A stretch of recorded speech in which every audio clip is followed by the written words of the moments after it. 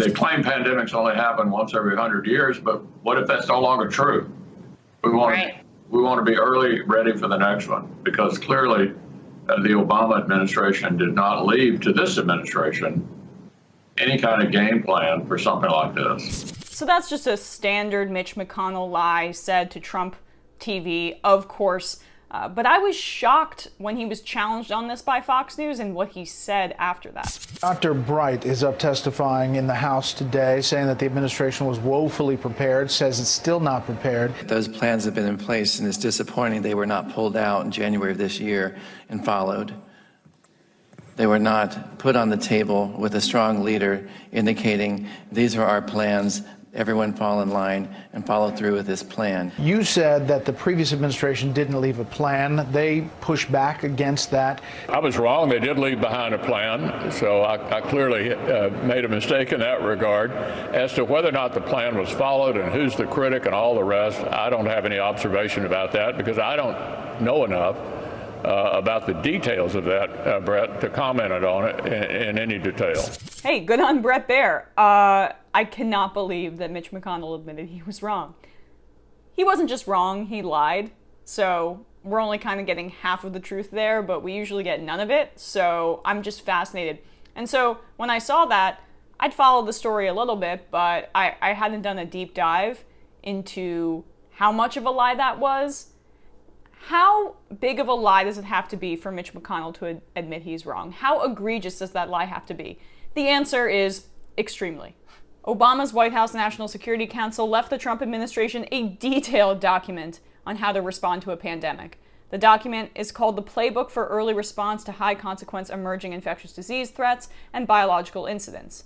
The playbook, 40 pages plus appendices, contains step-by-step advice on questions to ask, decisions to make, and which federal agencies are responsible for what.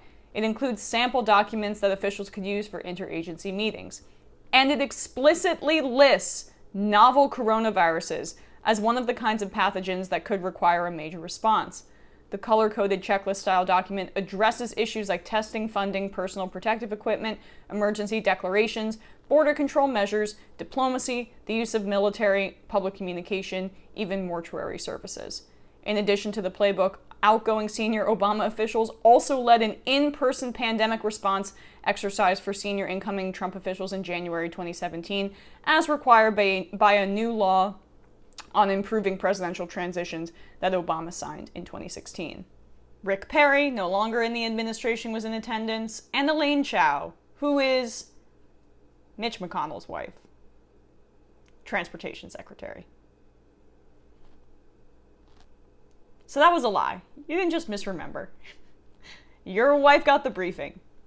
You knew about this. And additionally, the Trump administration did away with the pandemic response unit because, they want to cut costs and they hate government.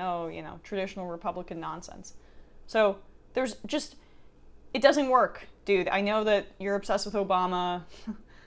You feel completely inadequate when it comes to him. Understand that you have this insane insecurity that cannot be satiated. But this has nothing to do with Obama.